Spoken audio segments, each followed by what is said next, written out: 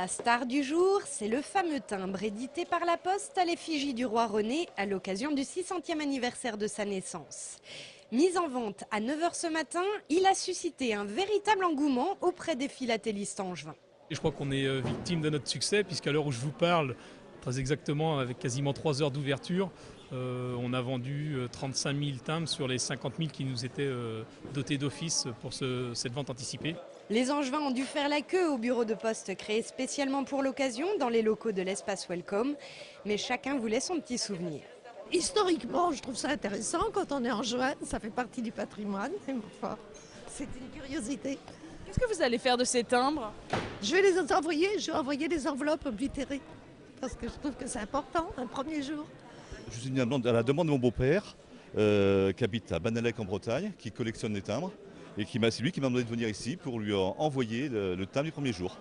Les collectionneurs en effet apprécieront car très rares sont ceux qui, comme le roi René et son château, ont l'honneur d'être sélectionnés pour orner les timbres français. Il y a 50-60 sorties de nouveaux timbres par an pour 2500 demandes. Donc on a la chance de faire partie des heureux élus pour cette année 2009. Et pour ceux qui ne se le sont pas encore procurés, pas de panique, 20 000 exemplaires du précieux timbre seront vendus demain à l'espace Welcome, puis près de 200 000 dès lundi dans tous les bons bureaux de poste. Mais connaissez-vous réellement le roi René? Né il y a 600 ans, le 16 janvier 1409, il a vécu 71 ans et a eu une vie bien remplie. On sait de lui qu'il a reçu en héritage les royaumes de Naples, de Sicile, de Provence et de Jérusalem, et qu'il aimait voir du pays. Le roi René, comme tous les grands nobles de cette époque-là, c'était quelqu'un qui était extrêmement voyageur, c'est-à-dire il se fixait rarement plus de quelques mois dans un endroit. Donc il a vécu à Angers, mais n'allez pas croire qu'il s'est installé au château et puis qu'il y est resté. Non, non, pas du tout, il y passait l'hiver. Et puis l'été, il se déplaçait à peu près dans toute la région. Autre aspect plus étonnant de sa personnalité, il écrivait des poèmes et avait un grand intérêt pour les travaux manuels et les arts, comme le dessin par exemple, mais pas seulement. C'était un passionné de chevalerie par exemple, surtout à l'époque où il était grand, beau et fort. Bon, donc il s'est beaucoup dépensé à cheval. Un homme très intéressé par les petites curiosités, les trucs bizarres, les petits coraux, des petits camées. Il y a même une pierre qui fait le temps dans ses collections, ce qui est tout à fait mystérieux. Donc c'était un homme qui s'est intéressé beaucoup à la découverte géographique. Il avait un astrolabe dans ses collections par exemple. C'était un homme qui était très très intéressé par la géographie, par les sciences. Du côté des amours du roi René, sachez qu'il a eu 2 épouses et 4 enfants de son premier mariage avec Isabelle de Lorraine. C'est d'ailleurs avec elle qu'il a demandé à être enterré. Un grand romantique ce roi René. Mais d'où lui vient ce surnom de Bon Roi René? Il semblerait que ce soit une invention de la fin du XVIIIe siècle. Il s'est retiré en Provence les 10 dernières années de sa vie et c'est peut-être ça qui a commencé à créer le mythe, puisque il a pris un régime de vie qui était plus celui d'un philosophe, d'un homme qui se retire de tout ce monde fastueux. C'est en l'an de grâce 1480 à 71 ans que le roi René ferme les yeux. Sa dépouille repose aux côtés de sa première épouse à la cathédrale Saint-Maurice à Angers.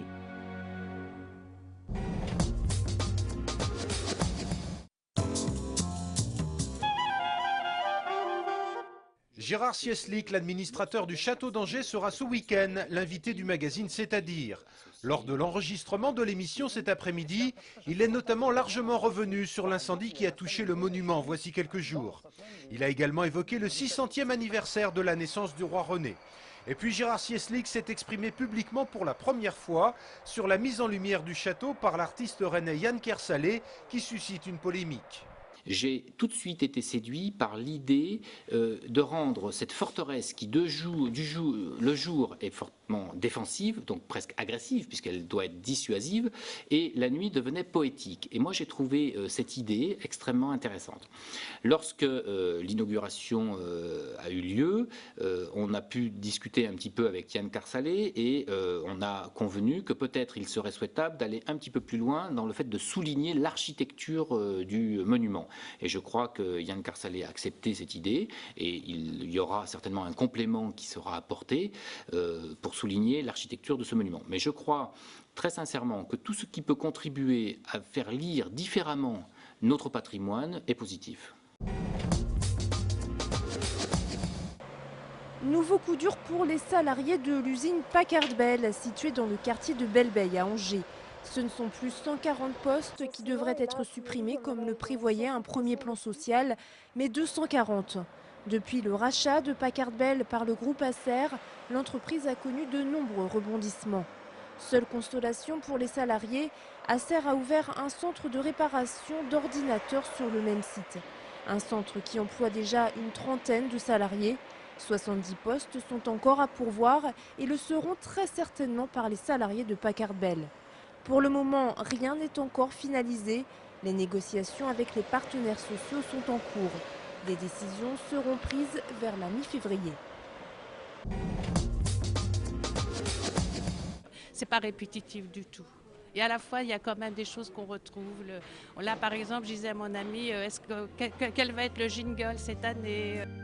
Eh bien, la voici, madame, la nouvelle bande-annonce de la 21e édition du festival Premier Plan. C'est aujourd'hui l'ouverture de ce rendez-vous et les cinéphiles achetaient leur place dès aujourd'hui au Centre des Congrès d'Angers. Chacun prépare son petit programme de la semaine et pour la dame, ce sera la rétrospective de Buñuel. On ne voit plus du tout de films de la même veine maintenant, ça ne se fait plus du tout.